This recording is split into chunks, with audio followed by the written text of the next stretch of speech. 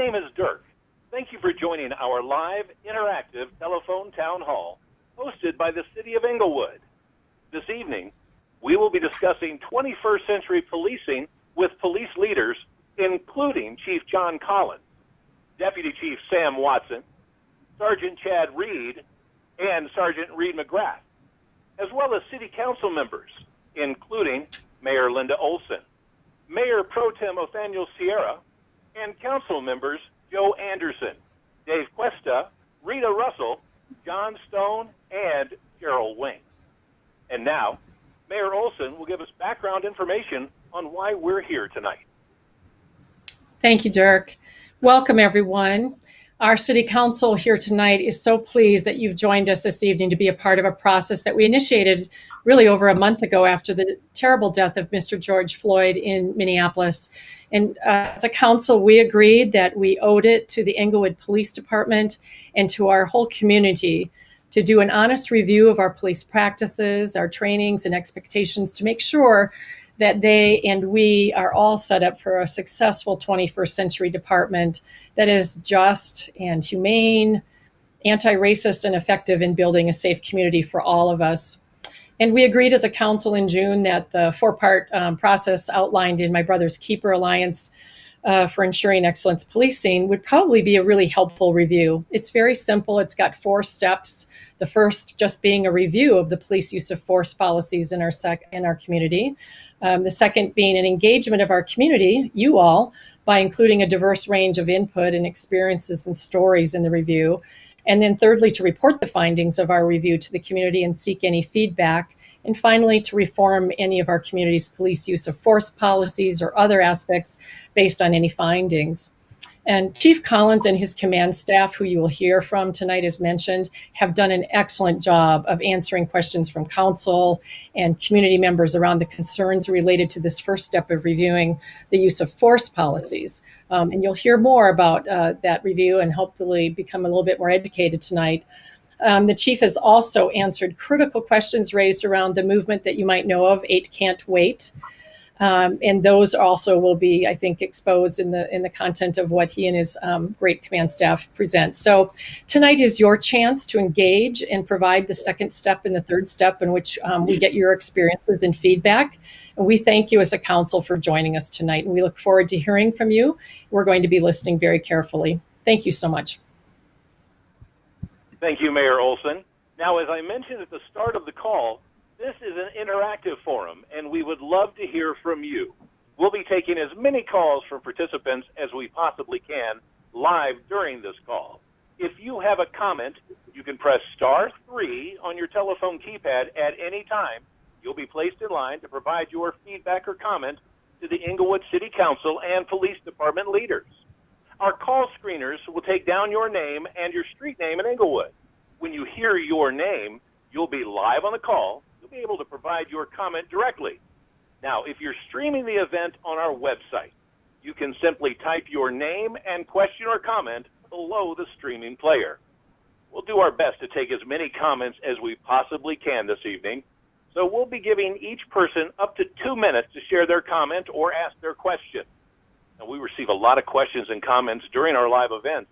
So if we're not able to address your question, well, please send us an email at information@englewoodco.gov or call our office at 303-762-2361. Again, if you have any questions throughout this call, please press *3 on your telephone keypad or type your question or comment below the streaming player. Now, this is what we're going to do. We're going to divide up tonight's discussion into 3 sections. Number 1, policing policies in Englewood. Number 2, hiring, training, discipline, and culture within the Englewood Police Department. And third, alternative policing and best practices here and around the country. Now, the police chief and other police department leadership will give a 5-minute overview on current practices in each of these topics. Then we'll turn it over to you to provide feedback. The City Council will be using your feedback as they work with the police leaders to make our police department the very best it can be. Now, we're going to start tonight with the policing policies in Englewood. After an introduction by police leaders, we'll be taking your comments about policing policy. Chief Collins, please kick us off with an overview of hot-button topics related to police policies in Englewood and around the nation. Well, thank you, and thank you to the community for joining this town hall meeting. The first thing I want to mention is that we're in a very large room, and the table that we're seated at is about 20 feet long, so we are appropriately social distanced if anybody had any questions about that. When we talk about our policies, I want everyone to know that in if not all cases, our policies have been in place for many years, and well before the incidents that have unfolded here over the course of the last month or so. So allow me to dive in right away to talk about three policies that are important to me as well as the folks here at the table. And the first one is the use of chokeholds. I can tell you that for decades, that particular practice has been banned from the Inglewood Police Department. It's a violation of policy. We outlaw it, if you will. We do not train in it, nor do we condone it. Secondly, there's a question that's very, very large within the communities nationwide, and that is warnings before discharging a firearm. Our policies specifically state that we will offer that warning prior to discharging a firearm if feasible. And that's a Supreme Court ruling. And what that means is that you have to have the time to do so. And so further on during this evening, if this question comes up again, I do have some other examples of how that has worked.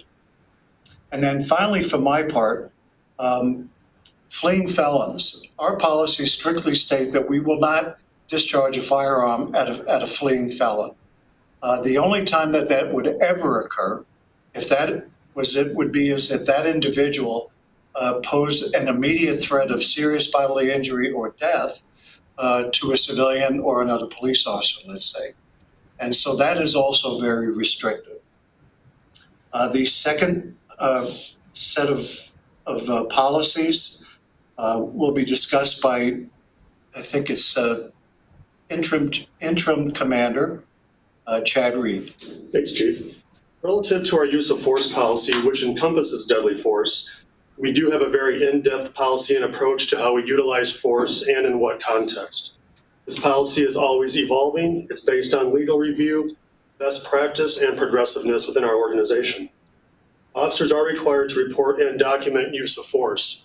Once an officer documents this use of force, it is routed through the chain of command, and it eventually makes its way to the Inglewood Incident Review Committee for a more of a global perspective on the actions of the officer or officers involved. And lastly, the state of Colorado does mandate de-escalation training every 5 years. This came out of a Senate bill in 2015. However, we implement internal de-escalation training on an annual basis.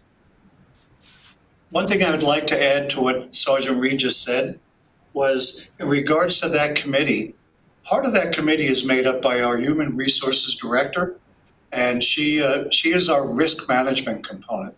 And secondly, we have the Assistant City Attorney seated at the table as well to help steer us clear of matters that would be of legal concern.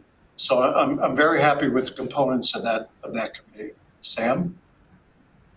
Good evening. Sam Watson, Deputy Chief for the Police Department. A couple other policies of note. The use of chemical agents. We do have a policy that's been in place for quite some time on that. It can only be used under the direction of a command level officer at the scene. And having said that, in my time here, we have never used chemical agents in a crowd control situation. We have used them in isolated incidents, tactical team calls, hostage situations, or barricaded gunmen, where it's directed at an individual, but never at a crowd. But we do have a policy for that. We also have a policy that for requiring officers to report an inappropriate use of force by another officer and to intervene. So state statute requires this of law enforcement officers as far as the reporting. Our policy takes that a step further as far as if an officer sees that they will intervene. We also have a policy for shooting at moving vehicles, which is restricted except in situations, extreme situations of life or death or a serious bodily injury. All these policies have been in place for quite some time, for years, as we've evolved our policy manual. So back to you, Dirk. Thank you very much, Deputy Chief Watson. Now we're about to turn it over to our callers to find out what they think about these policies. Again, we are looking for your input to police policies. So in order to get into this phone call, you merely need to press *3 on your telephone keypad to provide a comment, or immediately beneath the streaming player, you can type your comments. We have a lot of callers on tonight. We'll take as many as we can before moving on to our next topic. So again, our first question is, what are your concerns related to policing policies in Inglewood? Now, while our operators are collecting your names and information to provide comment, we'd like to take a quick poll about policing in Inglewood. This is where you can chime in using a button on your telephone. So our first poll question, we are looking for your input on, do you feel there is more or less crime in Inglewood today compared to 1 year ago? Please press 1 if you feel there is more. Press 2 if you feel there is less. Again, this is your opportunity to input for our poll question.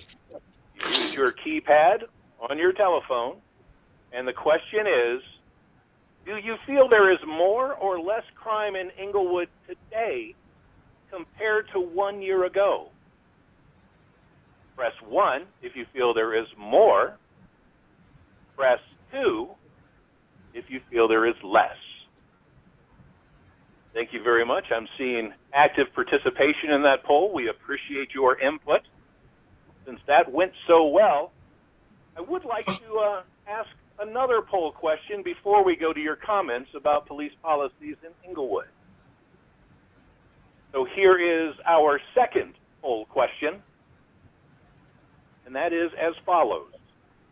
Do you feel Inglewood police are responsive to the community's concerns and problems? Please press 1 for yes, press 2 for no.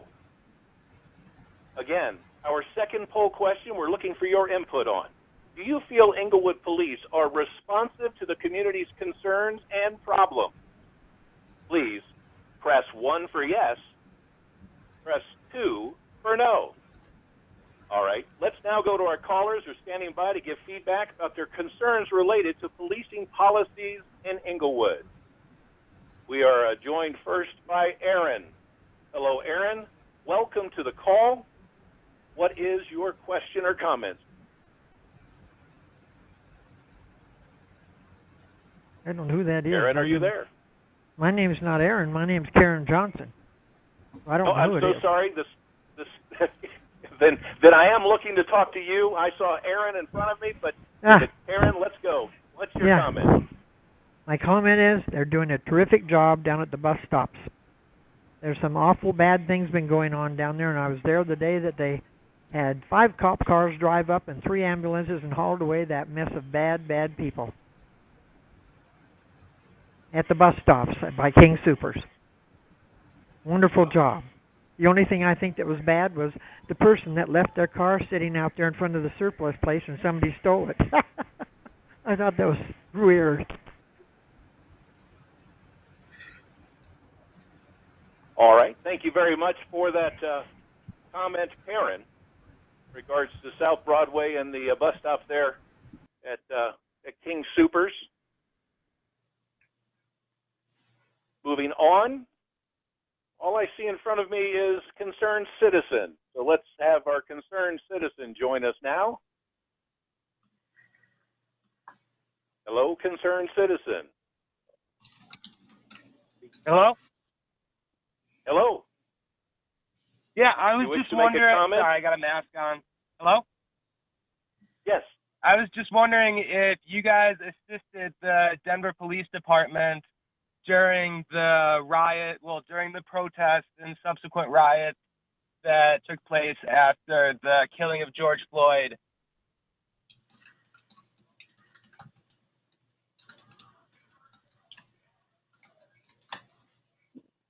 Dirk, That was it. I can try to feel that. I think I may know the gist of the question. Was the Inglewood Police Department present with the Denver Police Department during the demonstrations? I'm guessing, if that was the question. And no, we were not. Okay. Thank you very much for that definitive answer to that question. Again, if you have a question or a comment that you would like to make, all you need to do is please press *3 on your telephone keypad. Again, *3 will allow you to be entered into our question queue or comment queue to have a question asked or to make a comment. So we're also going to go now to Frankie down off of Inglewood Parkway. Hello, go ahead. this is You're Frankie. live on this call. Hi, can you hear me? All right. Yes. Okay. I am actually a special education teacher, and I just wanted to know what kind of training y'all had pertaining to individuals with special needs. Steve? Chad? We train our officers in what we call CIT training, crisis intervention training. And crisis intervention training has evolved quite a bit over the years. And we are very proud to say that our agency is almost 100% trained in crisis intervention training. And this is a 40-hour posted class that officers go to, and they interact throughout different scenarios on how to deal with different situations involving those in mental health crisis. And I'll tell you, it gives us another tool in our tool belt to successfully resolve situations. And if I might just add one piece to that, when the CIT program started, the requirements were that a police agency should have at least 25% of their officers trained in this discipline. We mandated 100% because that's how important it was to us. Okay. I do have a question to clarify that, though. It's like I know the mental health training is very important, but like special needs is kind of different than the mental health. Do you have something that addresses that as well? Clarification though. Could you further clarify that question for us on the special needs? Well, so like if somebody had autism, like that's not something that's technically addressed under mental health. So I didn't know if you had further training into the special needs, like of someone who might have autism or Down syndrome or things like that. Yes, we've have training in special needs. A good example is deaf and hard of hearing. We've trained our officers in a better way of communicating. We've trained our officers to recognize symptoms of that somebody may be experiencing that are medical and not where they're appearing to be resistive or uncooperative. And so yeah, we do that. We train in that. We talk about that. We learn from experiences as they occur. I hope I'm answering your question. And I think to add on to that, we'll be talking about our co-responders in a little bit. And because police officers are asked to act to wear many hats. And I just love your question because it really pushes the limit to where police departments should be. And so we've chosen to use other professionals to help us, in that discipline of interacting with folks who are suffering from various disabilities, and that's what I rely on with our co-responders. Thank you very much, gentlemen, for those answers. Now we've got an online question that was submitted by Reagan. And the question is, has your agency changed any policies in the last 90 days? Chief Collins? You know, we're part of Lexipol, and I think I kind of know the gist of the question. We're in the process of receiving updates from Lexipol, and it has to do with issues not really related to tonight. But let's say if we've changed any policies relative to the use of force, our interactions with the community, the use of munitions, all of the hot topic policies, the answer to that question would be no.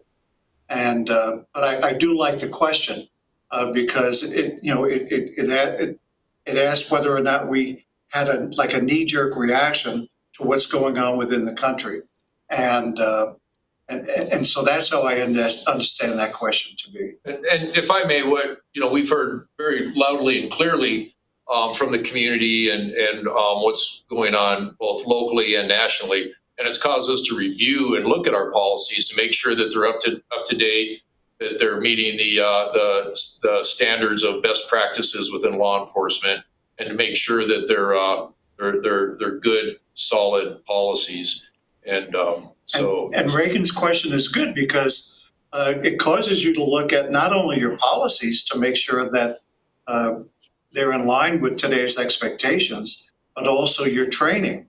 And in regards to we'll talk about de-escalation and whatnot, but how can we do a better job of training our folks after we see all the things that are going on in the communities across the country? So I think that was a great question, quite honestly. All right, moving forward, we had such tremendous response from our first two poll questions. I have another poll question to ask before we move on to our second topic. And the question is, which of the following law enforcement challenges are you most concerned about in Inglewood? If traffic violations such as speeding or running red lights is on your mind, please press 1. Press 2 for property crimes such as theft or vandalism. Press 3 for crimes against persons such as murder or domestic abuse. Press 4 for hate crimes toward people based on race, religion, sexual orientation, or nationality. Press 5 for moral crimes such as prostitution, drug dealing, or drug use. Press 6 for homelessness. Press 7 for crimes that affect quality of life, such as loud music and trash in alleys. Again, which of the following law enforcement challenges are you most concerned about in Inglewood? Press 1 for traffic violations such as speeding or running red lights. Press 2 for property crimes such as theft or vandalism. Press 3 for crimes against persons such as murder or domestic abuse. Press 4 for hate crimes toward people based on race, religion, sexual orientation, or nationality. Press 5 for moral crimes such as prostitution, drug dealing, drug use. Press 6 for homelessness. Press 7 for crimes that affect quality of life, such as loud music and trash in alleys. So moving on, we want to thank you for your feedback and input.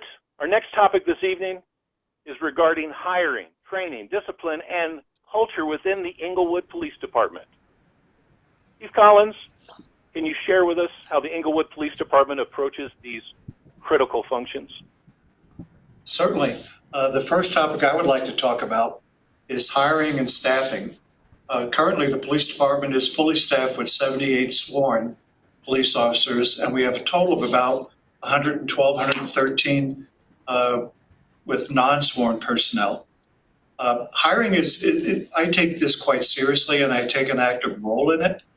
And because I don't want the person that comes in to be hired who wants to go out and arrest people.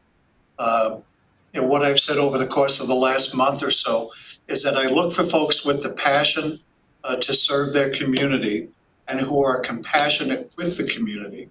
And I would just as soon take somebody who's straight out of college, who's wide-eyed and wants to serve. and rather than, let's say, a lateral police officer who wasn't happy with his former department or whatnot. And those are the kind of people I'm looking for. And I will tell you that the hiring pool right now is difficult. And but I will never, ever take somebody just to fill a spot. And to let the community know of how we do our due diligence.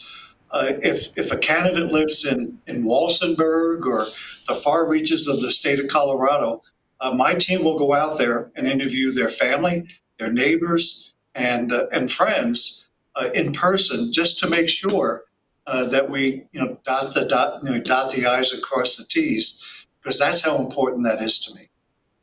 Chad? When we talk about training, each of our officers go through a 400-hour basic academy class, but it doesn't end there. Spending the last 4 years in our training division, training is very important to us. We are consistently training on an annual basis. The state of Colorado Peace Officer Standards and Training Board mandates 24 hours of training every year. That's it. And 12 of those hours must be in a perishable skill set. We take this very seriously, and many years, not this year due to COVID restrictions, but many years we are doubling, tripling, and quadrupling those numbers where officers are receiving anywhere upwards of 100 hours of training annually. This can be in a skill set that they will use to advance their knowledge, skills, and ability based on their current assignment, or it's just overall training such as firearms, arrest control, and driving. To speak a little bit to organizational culture, I will say that all members of the Inglewood Police are hardworking, dedicated professionals. This includes our officers, detectives, dispatchers, code officers, records personnel, all of our civilian and support staff. We are guided by our mission, vision, and values, which speak to customer service and providing the best law enforcement services possible to our community. We're also a state accredited police agency, and we undergo periodic and regular audits of our policies, practices, training, and how we provide police services. We enjoy a very positive relationship with our residential and business community, as well as those that visit and commute through our city. And this is validated by our community surveys, as well as during community events where we have interaction with the community. This is accomplished by constantly reviewing our policies and practices to ensure that we're on the cutting edge of the best law enforcement practices that are out there. I really like this format as well because it's real-time feedback, and we have a long history here at Inglewood Police as far as adapting our policing tactics, our training, our techniques, how we allocate, distribute, personnel and finances to the needs of the community. Thank you.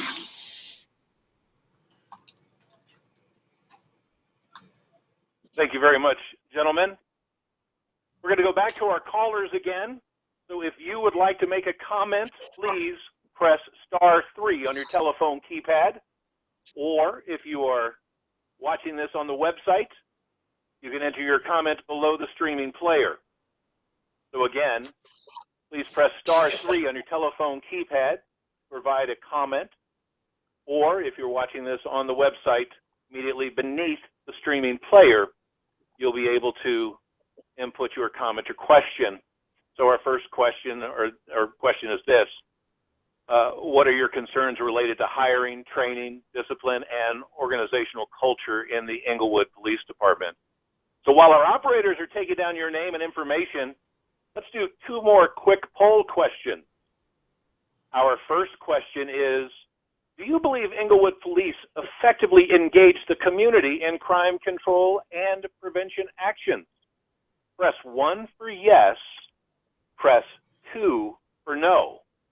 Again, our poll question is, do you believe Inglewood Police effectively engage the community in crime control and prevention actions? Press 1 for yes, press 2 for no.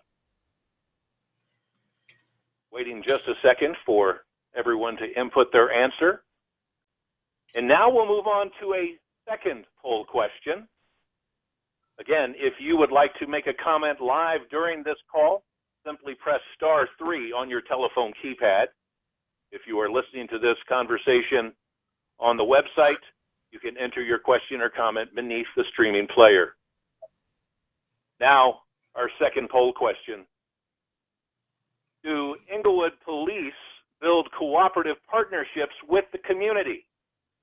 Press 1 for yes. Please press 2 for no. Again, the poll question we're looking for your input on. Do Inglewood police build cooperative partnerships with the community? Press 1 for yes. Press 2 for no. Now, as I mentioned, we do have people listening online. We've got an online question. It is there a residency requirement for Inglewood Police Department? If not, why? Chief? Well, there is not.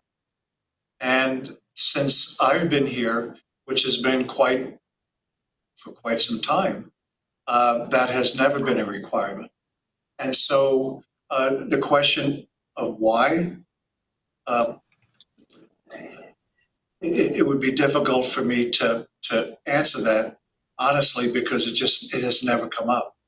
And but I understand the gist of the question. It's because of if they live here and work here, they're more committed to the community, and it is my guess. And I can't disagree with that thought, but the residency requirement has never been, and quite honestly, why that would make it even harder for me to hire qualified people, just off the top of my head. So thank you. Good question. Thank you for that answer, Chief. Now, we've got a question in from Facebook. How are you addressing speeding on residential streets? We need to help to keep our neighbors safe.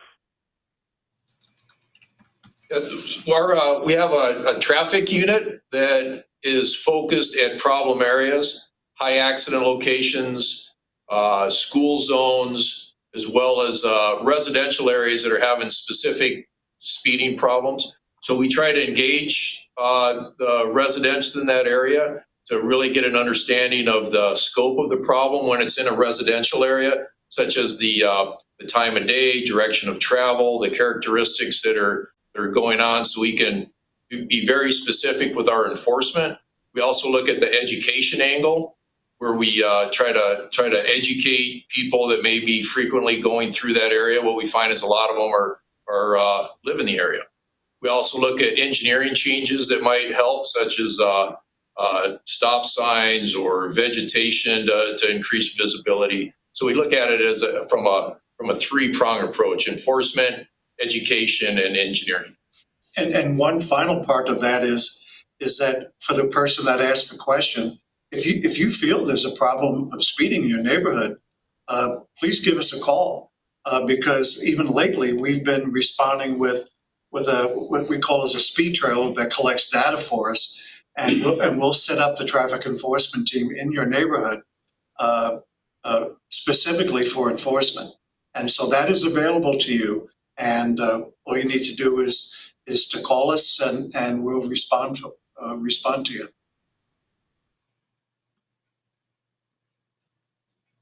All right, we have another question from Facebook. How will Inglewood Police presence change at the school campuses because of COVID-19? You know, boy, that's a great question. If the campuses open up, then our SRO will be there. And of course, you know, I think the parameters of social distancing and all those practices are probably being contemplated right now by Superintendent Rubin, and our SRO, Officer Mcgrath, will be a specific part of that discussion. And again, I just want to reinforce to the community that Superintendent Rubin and I and the entire department are committed to our SRO in the school community, and we'll work directly with her on setting up that and continuing the SRO program. Thank you very much. And again, as a reminder, we do wish to have a dialogue on a particular question and we certainly are looking for your opinions and insight regarding hiring, training, discipline, and organizational culture in the Inglewood Police Department. So if you would like to make a comment in regards to that, please press *3 on your telephone keypad or enter your question or comment below the streaming player if you are watching this online. So another question from Facebook.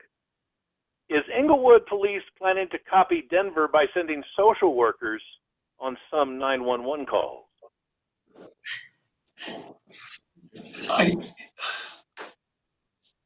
I'm not really specifically familiar with Denver's program. I'm not sure if you're talking about the STAR program. That's where they send mental health workers with a member of the fire department. We are currently, Sergeant Mcgrath and I are discussing different options as to what services we will provide to the community. Like I mentioned earlier, we wear a lot of hats. And when somebody calls up and says, I have a problem with a social issue, let's say with a neighbor or whatnot, we'll go. We always have, because our commitment has always been to respond to any call for service to the community. But can the community be better served by another outlet other than the police department? Because there are some folks who are far more trained and educated than we are in delivering, let's say a social service function. And so, yes, we are in the process of talking about, different variations of that concept, but we have not. We choose to try to figure out our own direction. Sometimes, if an agency has a great idea, far be it from me to not borrow that concept, if you will. And but I think I've answered that question. That is one of the topics on our plate to see what we should be doing and what other services can be provided by other agencies.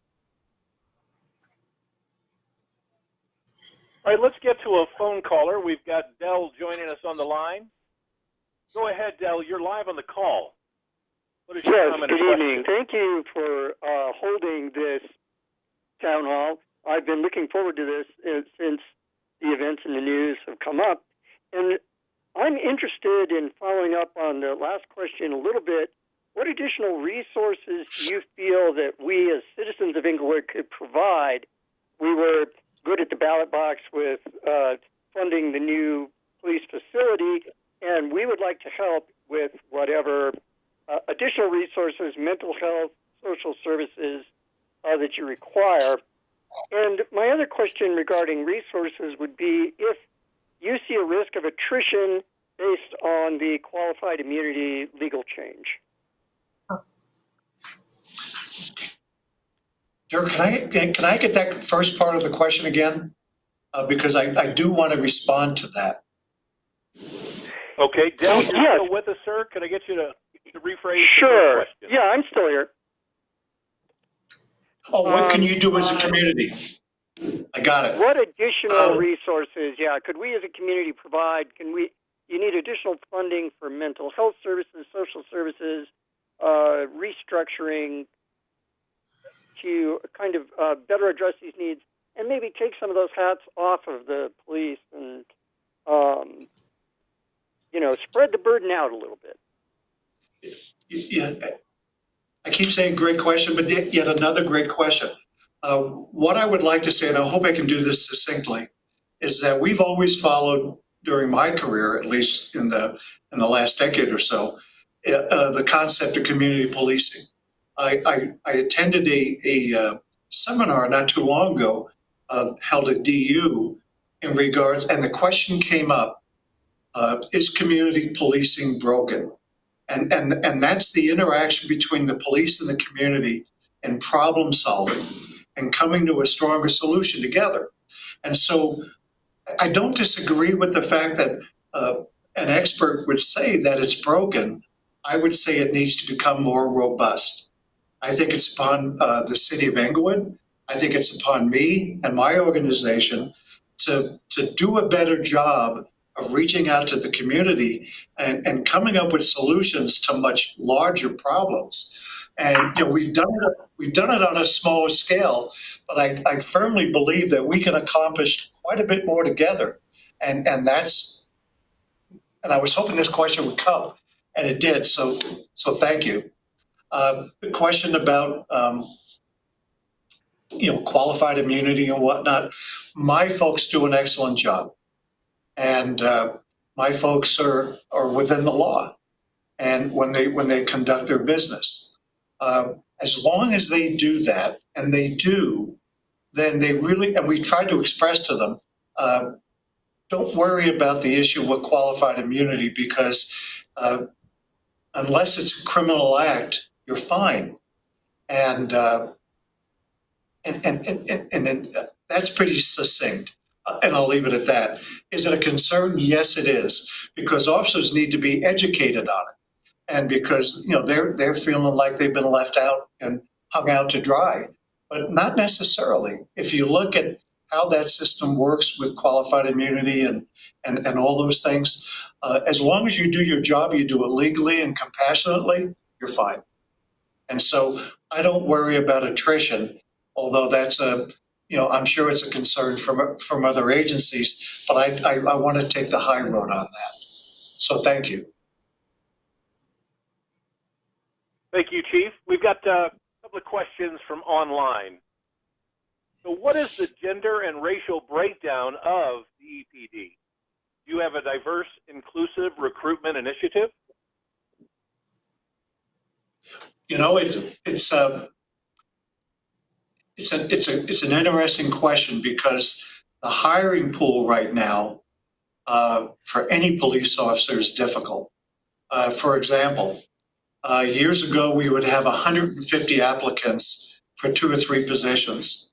Now what we have is maybe 10, 3 who are qualified, and that's just qualified. And then they got to meet my expectations.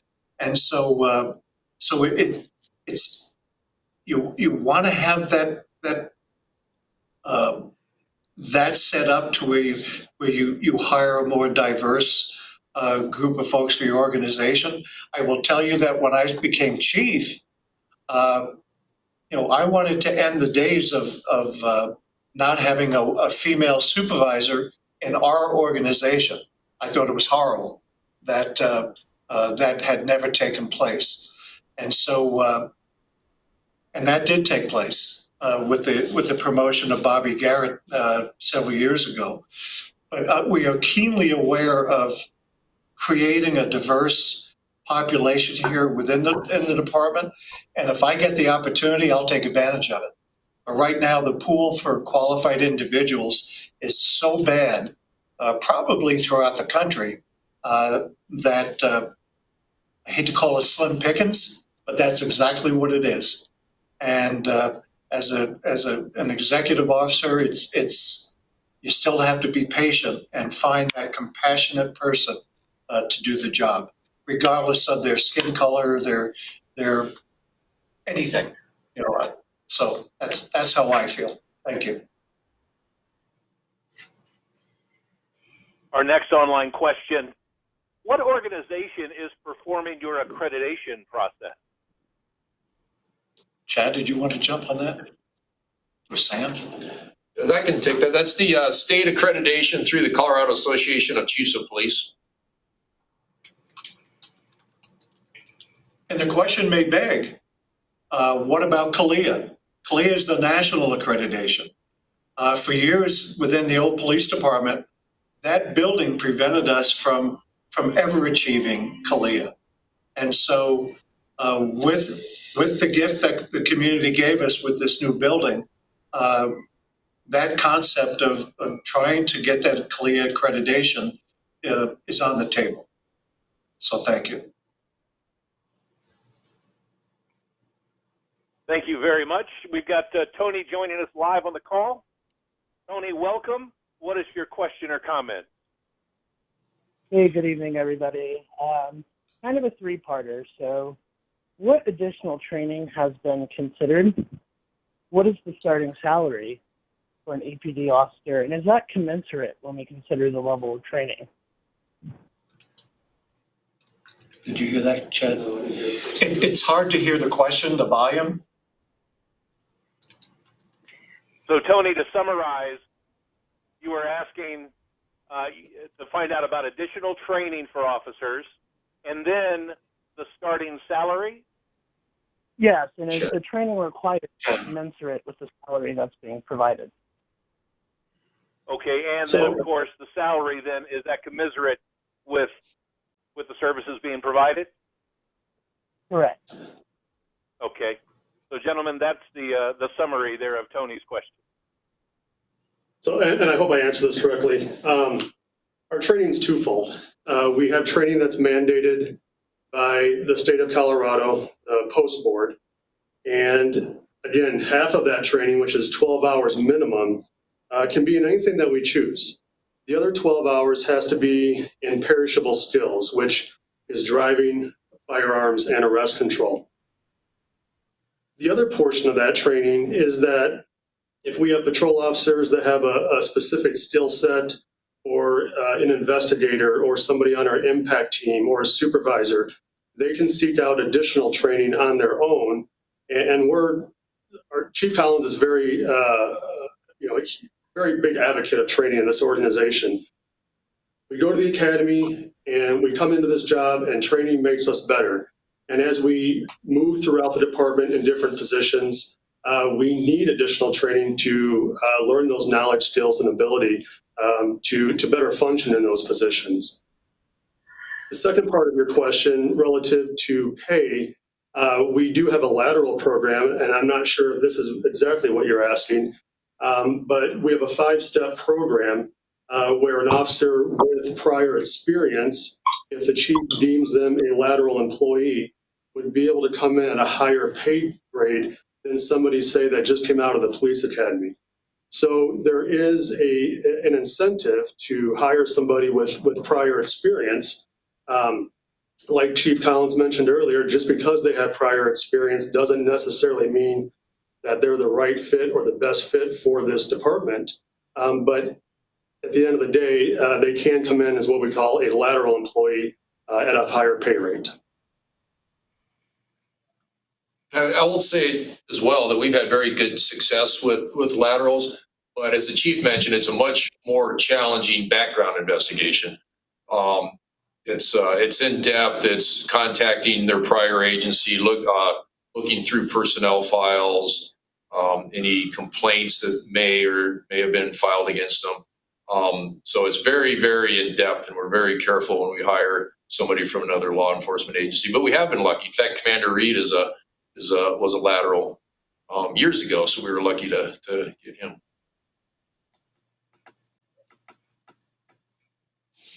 Thank you very much, gentlemen, for addressing that question. So another question from Facebook, and that is, why is the complaint regarding an officer's actions not made public to the complainant?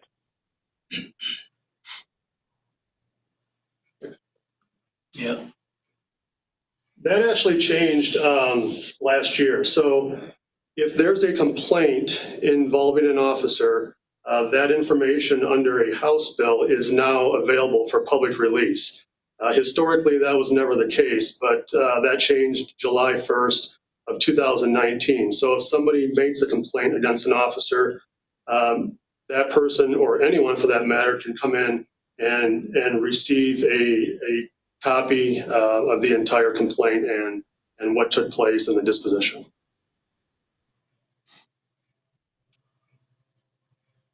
Thank you very much for that answer.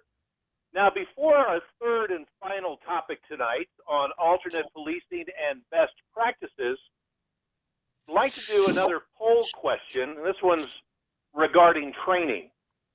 So, of the police training areas that follow, which is the most important to you? Press 1 for use of force. Press 2 for de-escalating situations. Press 3 for anti-racism, diversity, and cultural awareness.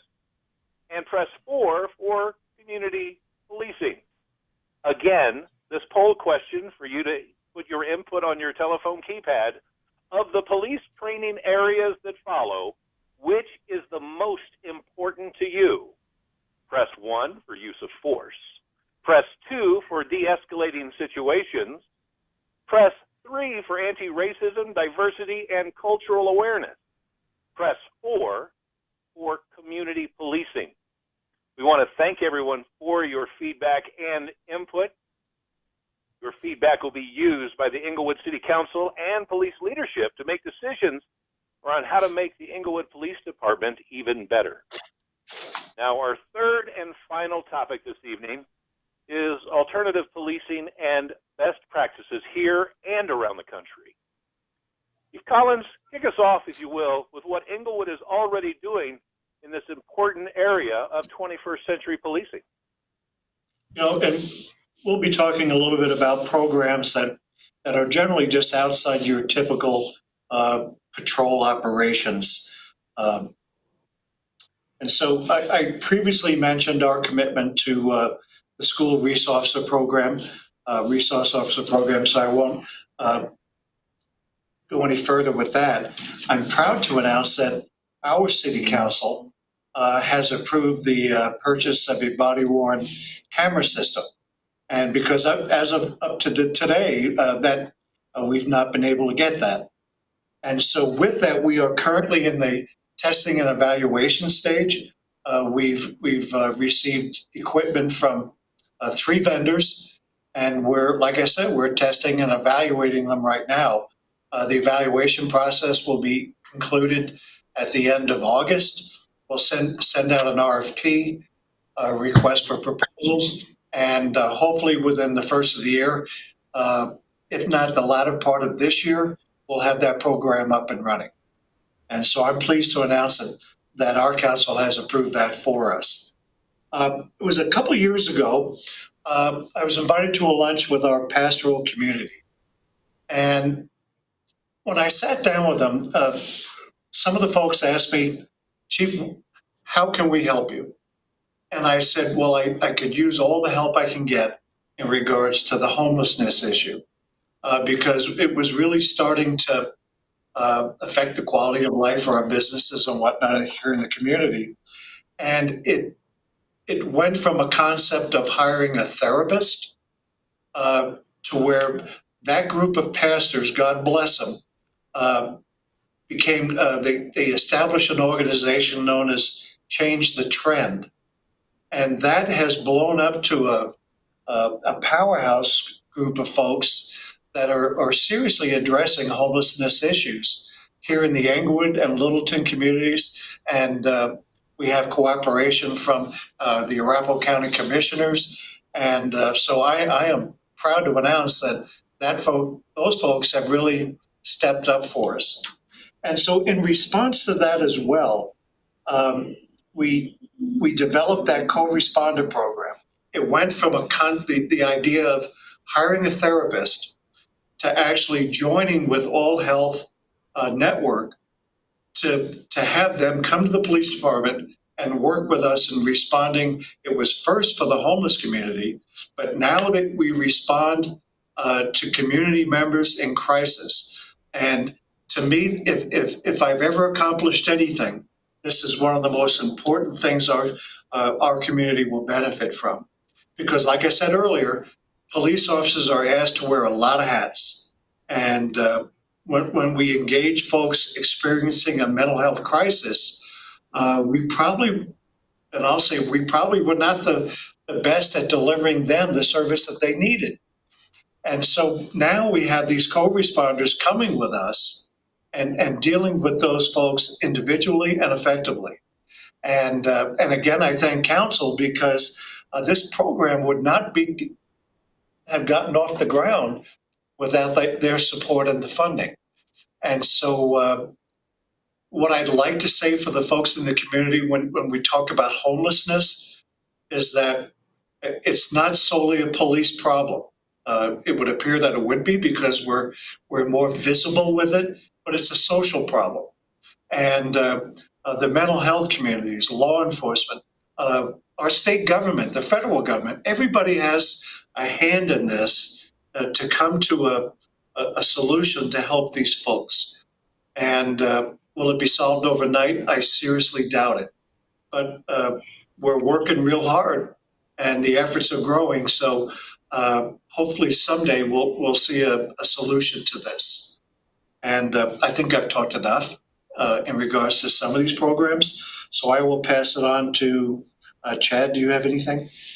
So law enforcement's a very complex profession, and there's no simple solution or answer to a lot of the issues that we deal with. But our impact team, which is made up of 4 officers and a sergeant, and our zone team, which is 2 officers, while they both serve different geographical locations, these are forward-facing public relation teams that deal with some of the more complex issues that we're seeing in Inglewood. They have more time than patrol officers do to really delve into the root of the problem. They attend community events, education programs, while interacting with our citizens and our business community. And I will say these alternative policing programs that we talk about are as a result of best practices within law enforcement, as well as feedback we get from the community on your expectations of us in law enforcement on how we can provide service. So when you hear about the homelessness issues and the officers we have in the schools and the zone officers and the impact officers, this is all from what we've heard on your expectations, which is extremely important to us. Another program that we're looking at right now is a restorative justice program. So we're in the research of that and for possible implementation in 2021. And restorative justice is an alternative to the criminal justice program for certain offenses. It has a higher success rate for bringing closure to the offender, to the victim, to the community. It is a cooperative effort between the community, courts, police, schools, to better handle these types of issues and crimes that were traditionally resolved through arrests, tickets, courts, fines, and possibly incarceration. So that's a exciting program that we're working on right now. The best practices in law enforcement, besides those that you've heard about, we at Inglewood Police constantly evaluate our procedures and our policing programs to ensure that we're in line with those expectations that we were talking about. This includes how and where we assign our police personnel and how we develop programs that we ask for funding in our annual budget. So we're constantly on the lookout for that. We're constantly putting ourselves into positions where we can hear from you, the community, from council, on how we can do our job better. And we've done that over a number of years, and we'll continue to evolve in that area. So thank you. Thank you very much, gentlemen, for your input. And we'll be going back to our callers one last time to give us their thoughts on alternate policing methods and best practices. We want your comments on this important topic. In order to chime in, please press *3 on your telephone keypad to provide a comment. And if you're online, you can enter your name and comment below the streaming player. Our final open-ended question for this evening is, based on the information provided by police leadership a moment ago, are there other alternate policing best practices or initiatives that you believe Inglewood Police should pursue? Again, in order to be heard on this live telephone town hall, please press *3 on your telephone keypad. And while our operators are lining up callers, I'd like to take one more quick poll question. And the poll question is as follows. Do you believe Inglewood Police are effective in solving neighborhood problems? Press 1 for yes. Press 2 for no. Again, the poll question we're looking for your input on. Do you believe Inglewood Police are effective in solving neighborhood problems? Press 1 for yes and press 2 for no. We're going to a question submitted on Facebook. And the question is, gentlemen, why are you not dealing with the homeless issue? Why can't you work with Denver to resolve the issue at the Inglewood Maintenance Center? Chief? Reid? I think that's in Reid's wheelhouse. Absolutely, Chief. Thank you. We do work with Denver on that problem. We have conversations with them generally on a weekly basis about that situation and how that can come to resolve. The city of Denver is working towards a number of initiatives to address the homeless issue, including setting up some official camps. The news article I saw, I believe last night, said probably at the National Western Stock Show parking lot, they would have 50 tents set up there. So they're working into that. If you're following the local news as well, you're also seeing the Maury Middle School situation that Denver has that they have to tackle before school starts. So it's a very slow process. Denver's in the middle of national best practices are not relocating homeless people during the COVID crisis as well. So they are faced with that situation as well. And as many people know, that homeless camp is entirely in the city and county of Denver. Although it would appear that it's in Inglewood, it's not. Our property and our city boundary are not in that encampment. And one addition to that as well is, I expected that question, and rightfully so for that question to be asked. It's a huge problem. The folks experiencing homelessness, and all I can tell you is that we deal with it on a daily basis.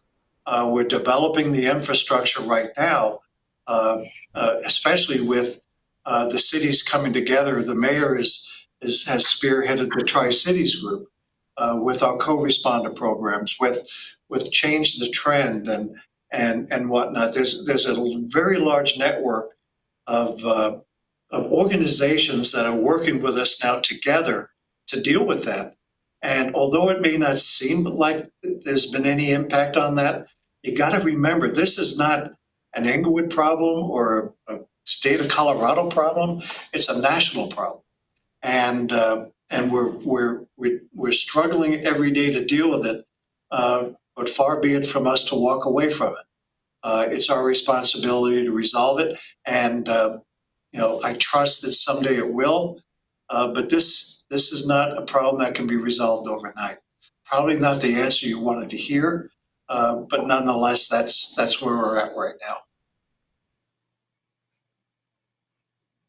Thank you very much for addressing the issue, and we're going to stay on that topic.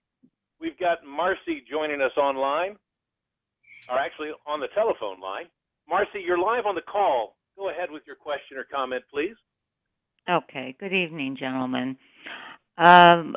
My issue does have to do with the homeless, and I guess you've kind of answered my question about the solutions to the homeless problem, because I have seen where it seems to me where the homeless are becoming more and more aggressive towards citizens. There was an incident in Keaton Supers yesterday where a homeless man grabbed a woman's arm asking her for money, and she just was yelling and swearing at him. And I've had people come up to my vehicle, the homeless, and knock on my window wanting money or a ride. And it just seems like any store you go to, there's always someone asking you for money. And it just seems like it's becoming more and more aggressive on their part. And so what would you have citizens do? Because sometimes it can get pretty scary out there. Marcy, thank you. Part of our response for this, because I look at it from a very simple perspective. There are folks who are experiencing homelessness who are seeking to get out, and then there are folks who are chronic homeless, and that, Reid, correct me if I'm wrong, they've been homeless for at least a year or so, and in many cases the behavior is intolerant of what our expectations are. We developed a zone policing program, and they were initially working downtown to deal with the unruly folks. And we partnered with the business community, because my biggest fear was losing business here in town.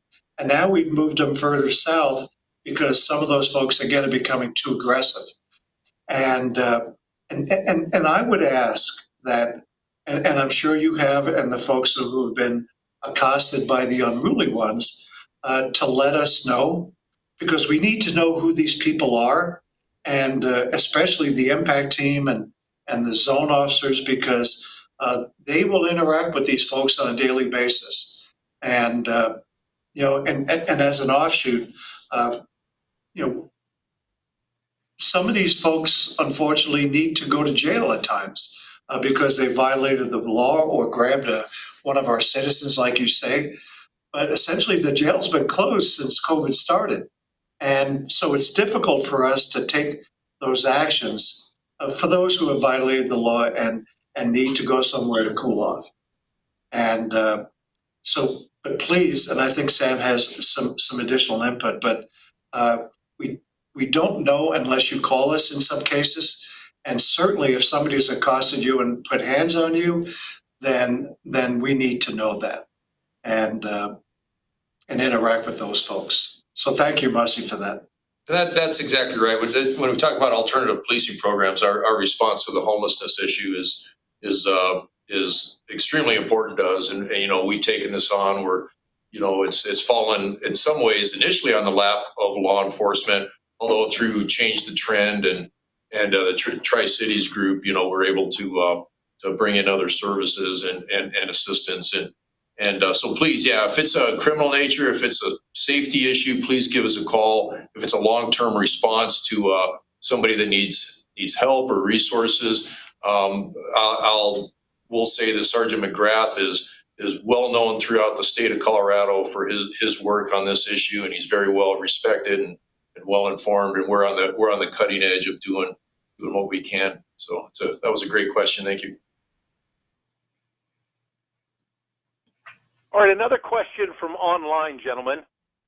And Devin asks, do you feel like there are any policies that prevent or deter you from doing your job most effectively? Chief? Well, I can handle that. My gut feeling is no. Any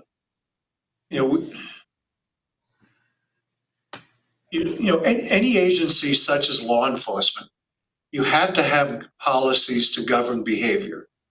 And because I'll be the first to tell you that police officers are human and they make mistakes, and thus the need for policies and procedures and stuff. And so we need to operate within the confines of the law and organizational policies and procedures. And so we learn our policies and procedures quite well. And the rule of thumb is that you'll work within them. And because if you go outside them, then you'll have a conversation with me, and chances are that will not go well. But I have no issue whatsoever with current practices because you have to be resilient. Law enforcement is constantly changing, and the rules of engagement, let's say, are constantly changing, and we need to be able to adapt to change. And I think that we do that quite well. Thank you very much, Chief. It's time to meet Ida May. She's joining us live on the call. Ms. Ida May, go ahead with your question. Thank you so much. I want to preface this by saying I have the utmost respect for policemen. I always have. I even wanted to be one at one time. And so this is not meant to be disrespectful to you, but I've been listening for 3 days about the people that were, I'm sure that you've all heard about what happened Saturday or Sunday with the group that was, the gentleman that had gotten it together was actually representing and upholding the policemen. It was called Back the Blue Rally that he's done for 5 years, and this was the 6th year. And I don't know if you want me to go into all the detail of what happened, or if you just want me to ask the question. I would ask permission to give the detail, but if you policemen already know the details of what happened down there, I guess I would like to ask the question. So, do I tell all the details of what happened, or? If, ma'am, in order to keep this inside our time limit, if you could just ask your question, ma'am. All right. I appreciate that. Thank you very much. The question is,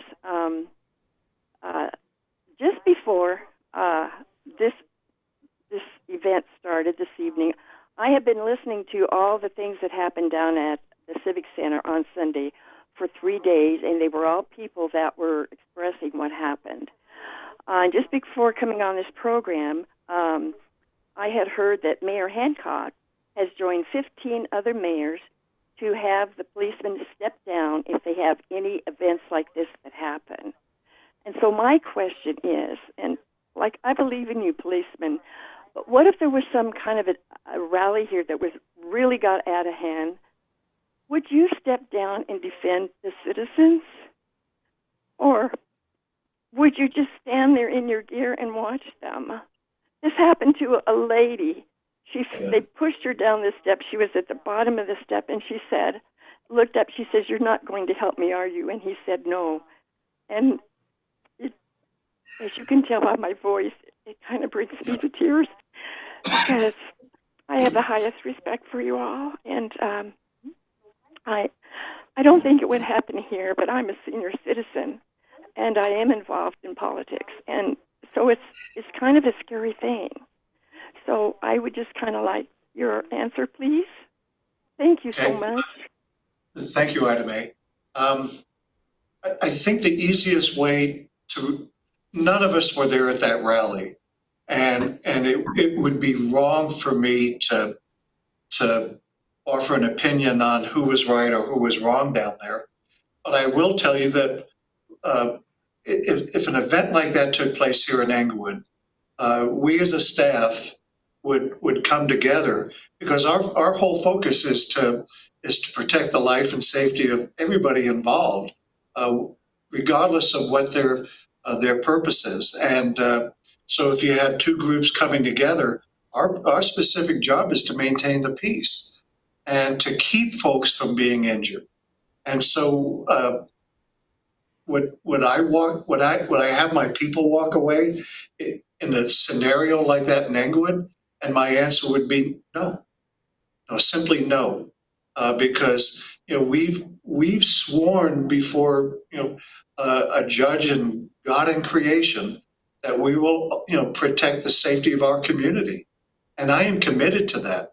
And if we have to intervene in order to protect folks from being injured, dangerous situation, and I hope it would never come to it. But isn't that our responsibility to keep them from harm? And I'm sure if I'm wrong, somebody will tell me. But personally, if you ask me the question, that's my answer from the heart. Is that we have an obligation to protect you, and on my watch, I'm not going to stand by while somebody gets hurt from no matter what side they're on. So. Thank you very much for answering that, Chief. Now, I do have a comment that's come in from a resident of Inglewood, and it's offering deep gratitude to the Inglewood Police Department officers who kept my neighborhood, my neighbors, and children safe last evening on South Pearl Street. I was impressed with the professionalism and calm brought into the situation. So, accolades and praise, gentlemen, from someone on South Pearl Street. And so looking here, we've got a couple of more poll questions that we would love participation in. We'd love to get your input. So please listen closely. We've got the first one here. Do you believe the police department should play a role in the following areas of concern related to public health? Alcohol or drug addiction? So press 1 for yes, press 2 for no. Again, we're looking for your input on this poll question. Do you believe the police department should play a role in the following areas of concern related to public health? Alcohol or drug addiction? Please press 1 for yes or press 2 for or no? So again, these poll questions, we are looking for your input.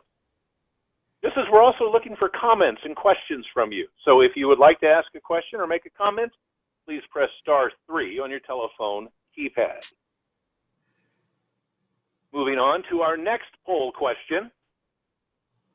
And we do have a few of them to go through, so this will kind of be the speed round of poll questions. Do you believe the police department should play a role in mental illness? So our second poll question we're looking for your input on. Do you believe the police department should play a role in mental illness? Press 1 for yes and press 2 for no. So again, that question was, and I'm just making sure I repeat it one more time since the system was a little slow in updating. Do you believe the police department should play a role in mental illness? Press 1 for yes, press 2 for no. Now as we ready the third poll question in this series, the question is as follows. Do you believe the police department should play a role in the housing crisis and homelessness? Do you believe the police department should play a role in the housing crisis and homelessness?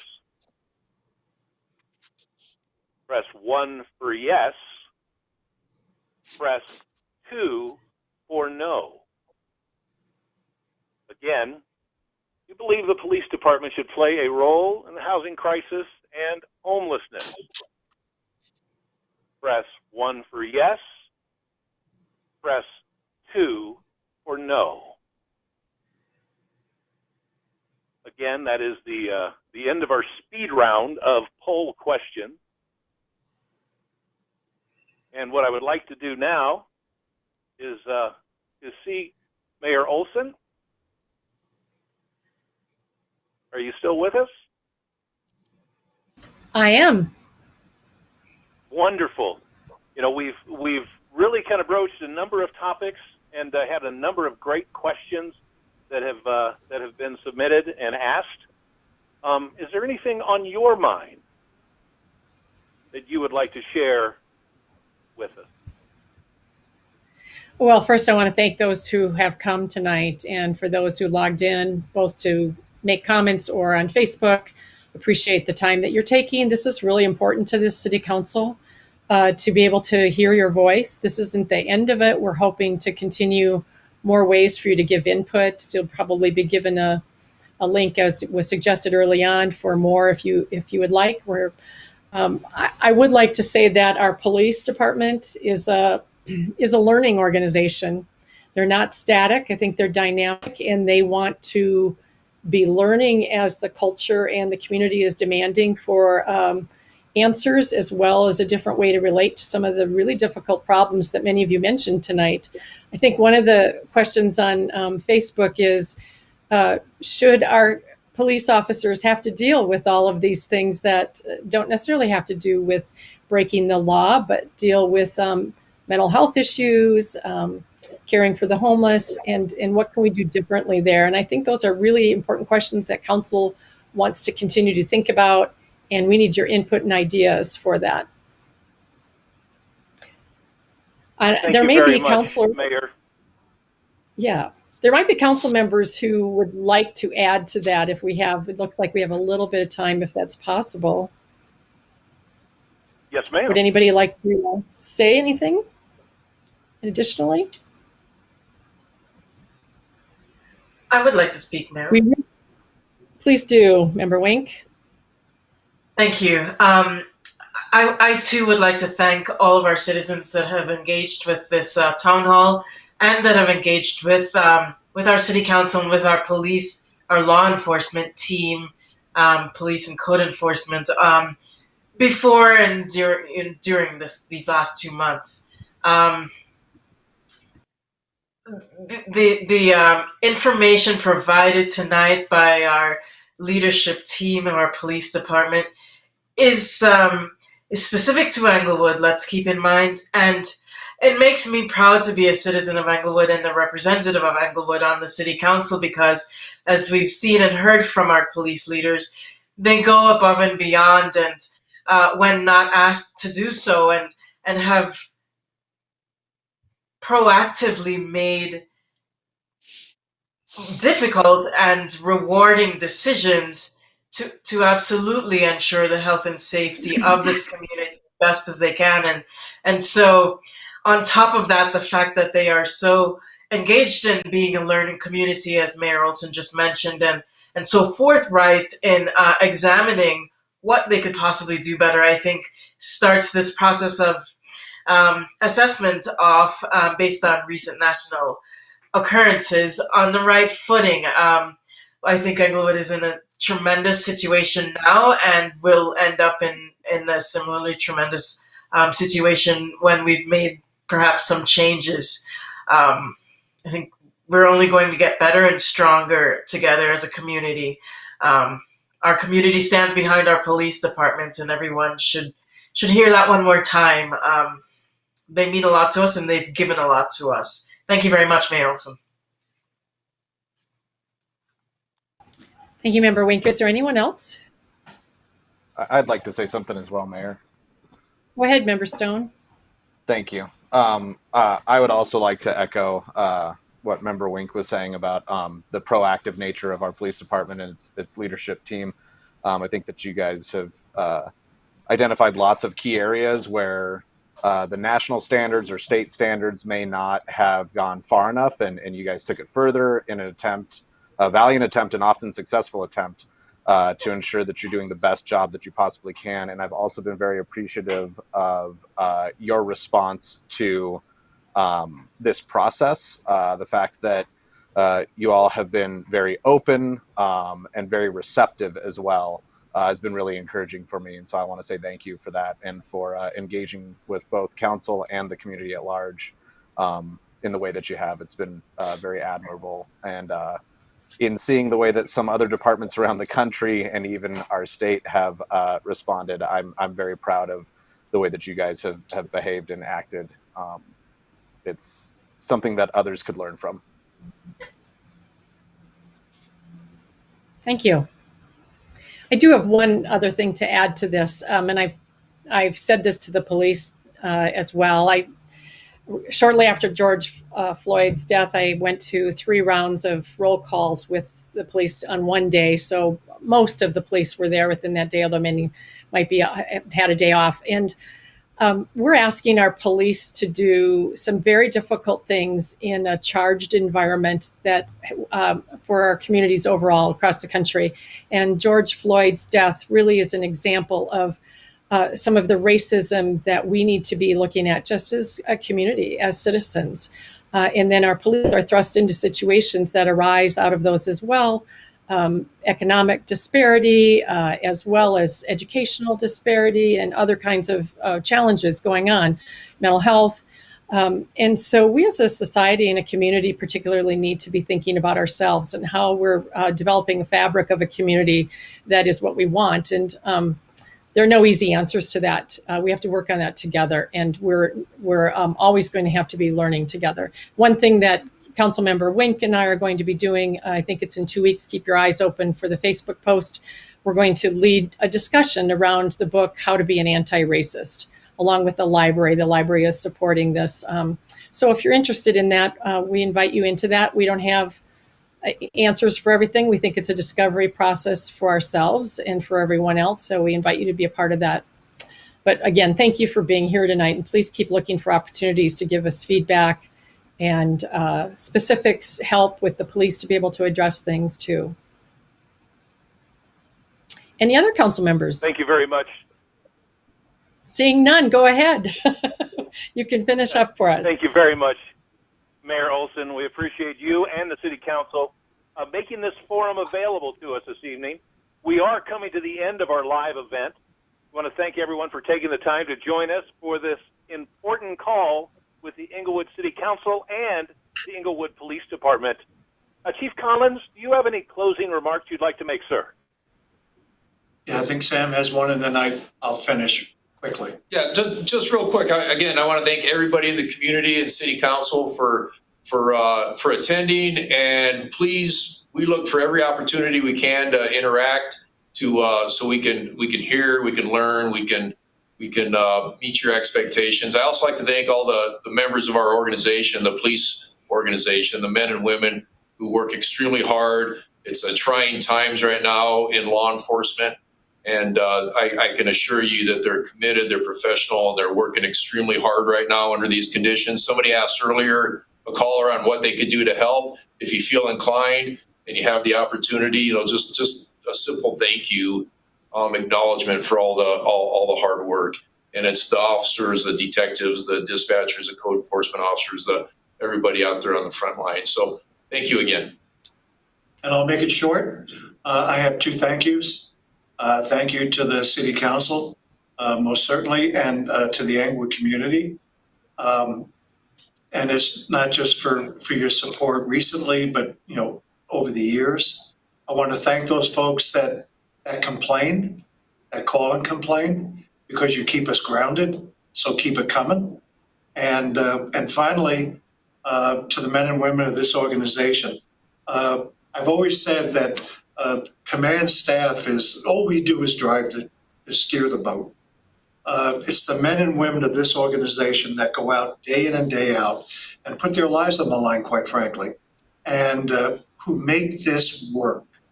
And so I take no credit for that.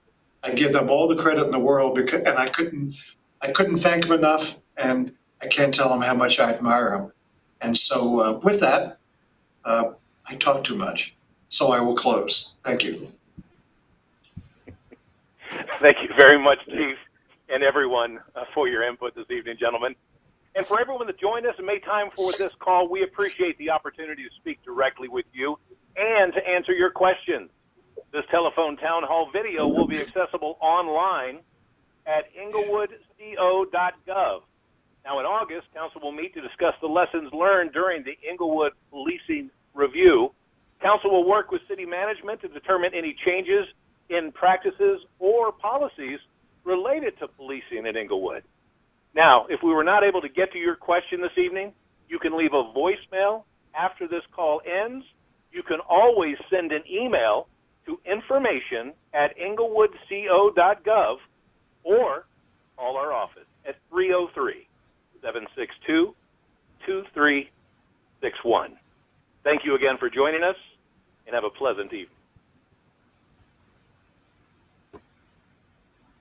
The Access Live event has ended.